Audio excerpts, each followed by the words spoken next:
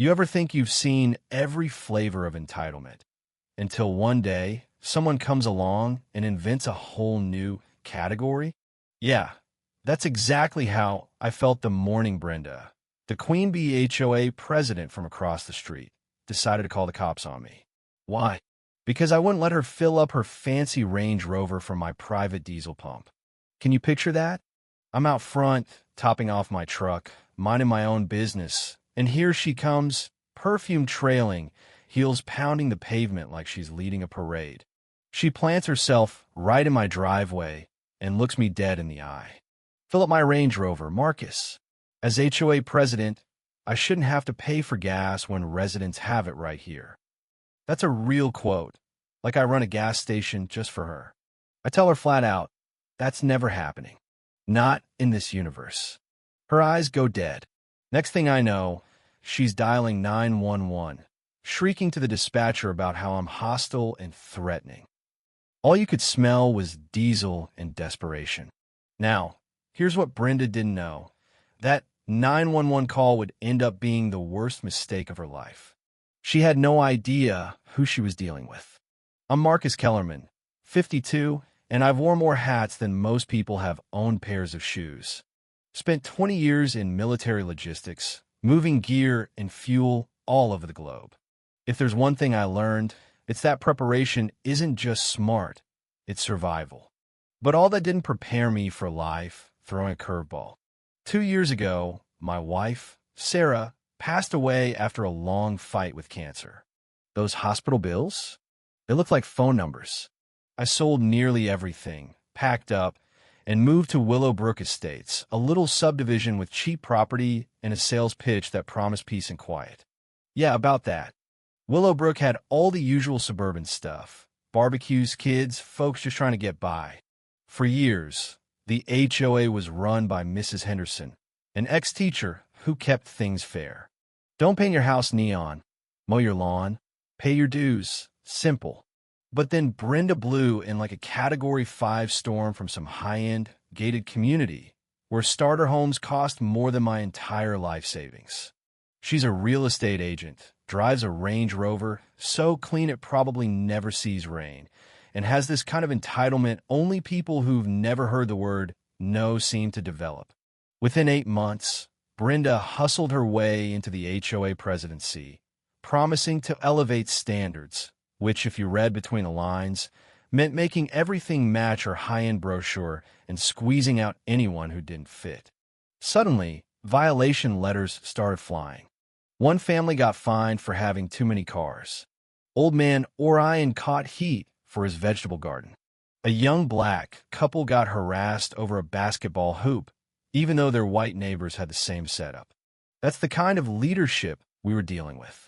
When I bought my place, it came with what I considered a dream: big garage, a proper workshop, and out back a professionally installed diesel tank with a pump. The previous owner was a farmer, had all the permits, all legal, inspected every year. I spent a chunk of my savings upgrading the system. New containment, sensors, you name it. Restoring vintage trucks out, there was my therapy after losing Sarah. It's where my head finally quieted down. One winter, a storm knocked out power. My generator kept humming. I had extra diesel, so I helped out 3 elderly neighbors, including a couple who needed oxygen. Never asked for a dime. Just the right thing to do. And that, of course, put me dead center on Brenda's radar.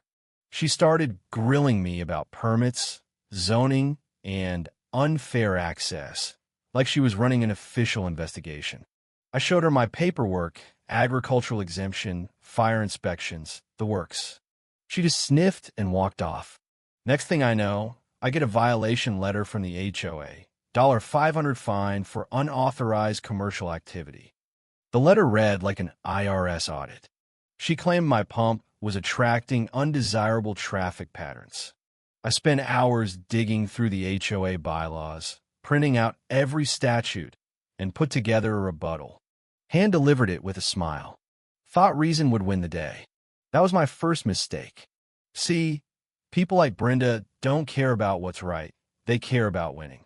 I'd apparently become her target. 3 days later, She calls an emergency HOA board meeting over my fuel pump, as if it were a bomb about to go off. The whole community center reeked of stale coffee and old grudges. Brenda's up front with a PowerPoint, blowing up a photo of my pump on the screen with big red arrows. Explosion risk, environmental hazard. I try to speak up. She cut me off. Board members only. She'd done some research, sort of, quoting fire codes, zoning laws, but missing the part about agricultural exemptions. You know the type? Read half the manual and think they know it all. For 15 minutes, she painted disaster scenarios, explosions, insurance companies running away, property values crashing. People were starting to look at me like I was cooking meth in the garage. And then it was time for the vote. $1,000 fine. Remove the tank in 48 hours. I stood up, walked to the front, folder in hand. Maybe we should look at facts instead of movie plots, I said. I laid out every permit, every fire inspection. Last month from Fire Marshal Jim Henderson, who just happened to be sitting in the third row. This installation exceeds safety standards, he said. Neighbors started asking questions. Brenda's face went all colors.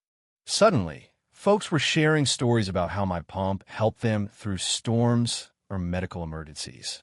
The vote was postponed, but Brenda wasn't done. 2 weeks of quiet, then, out of nowhere, city zoning shows up, clipboard official tone. Anonymous report says you're running an unlicensed fuel station. I invited him in, showed every permit, every inspection. He shook his head. This is one of the best private installs I've ever seen. Right then, Brenda shows up, folder in hand, loaded with fake concern. There are no violations, ma'am, he tells her. But false complaints can lead to fines. Brenda's face went another shade of purple. That night, I get screenshots from a neighbor. Brenda had launched a smear campaign online, complete with fake accounts. She was manufacturing outrage, trying to paint me as a danger. 2 decades in logistics taught me a thing or two about contingency plans. I documented everything, screenshots, timestamps, even tracked IPs where I could. The next day, insurance investigators show up, didn't knock, didn't introduce themselves. I called their bluff, and they left in a hurry. Then a real private investigator calls. Brenda had hired him to dig up dirt on me. But here's the kicker. I'm not just some guy with a garage. I'm the chief of police. Brenda never bothered to find out who I was. She just assumed. The PI told me she offered a $5,000 bonus if I found anything that could get you arrested or forced out. Instead, he called to give me a heads up. So, I braced for what's next. Not long after, I get a call from my own department. Brenda filed a formal harassment complaint. Claimed I was stalking and abusing my authority. I recused myself and let one of my lieutenants investigate. They pulled security footage, meeting tapes, everything. Turns out, Brenda had been on my property more than I'd ever gone near hers. The case was closed, complaint unfounded, and the evidence showed a harassment pattern against me. That was it. I was done playing defense. I started digging into the HOA's financial records, all public to dues-paying members. 8 months of Brenda's reign, and every big contract went to her family. Legal fees, landscaping, security consulting, emergency repairs, all to her relatives' businesses, all double what real companies would charge. No disclosures in the minutes. Nearly $50,000 siphoned off in less than a year. That's fraud, plain and simple. I handed the case to the county's white-collar crime unit. Couldn't do it myself. Conflict of interest. Meanwhile, I called a few neighbors together, explained what I'd found. They were shocked, but they had my back. We lined up the HOA's own rules. 10 homeowners can call a special meeting. Simple majority can remove board members. We waited for charges to drop. Brenda, meanwhile, kept doubling down.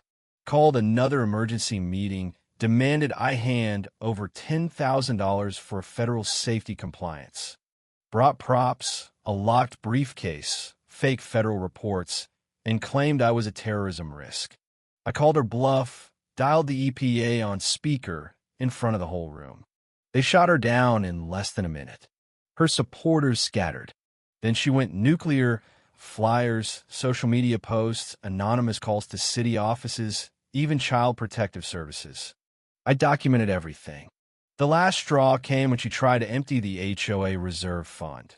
$63,000, claimed it was for emergency legal expenses. The bank froze it, flagged it as obvious theft. Monday morning, one final emergency meeting. Brenda, on the warpath, called for my expulsion from the HOA. As she made her big speech, the back doors opened.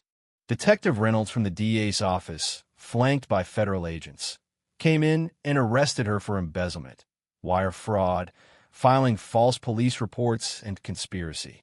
The whole room went silent, then exploded in cheers and questions. She stared at me in handcuffs. I just said, "You spent months trying to ruin me without knowing who you were messing with. I'm Chief Marcus Kellerman, and you just got yourself arrested for the exact crimes I've spent 20 years locking people up for." It was poetic. The cameras caught it all. Within an hour, it was online. By nightfall on the news. Brenda pled guilty. 18 months in federal prison, ordered to repay every cent she stole, lost her real estate license, and her family's little HOA side hustle collapsed. The new board brought in real transparency. Every contract, every dollar, open for everyone to see. We used the recovered money to fix real problems, help families after a tornado, even started a preparedness program. My old diesel pump? Now, it's the neighborhood example of safe storage, even used by the fire department for training. Neighbors have backup systems. We host legal clinics and workshops, teaching folks their rights. Life feels like community again, not a battleground. Funny thing, sometimes justice isn't loud or flashy. It's just the quiet truth, finally getting a chance to breathe. Brenda wasn't the only HOA tyrant out there. She just picked the wrong target. So let me ask, what would you have done? Where's the line between defending yourself and fighting for your whole neighborhood? Ever been caught in a mess like this? Drop your story below. Let's see how many Brendas are out there, and how many folks are finally saying enough's enough.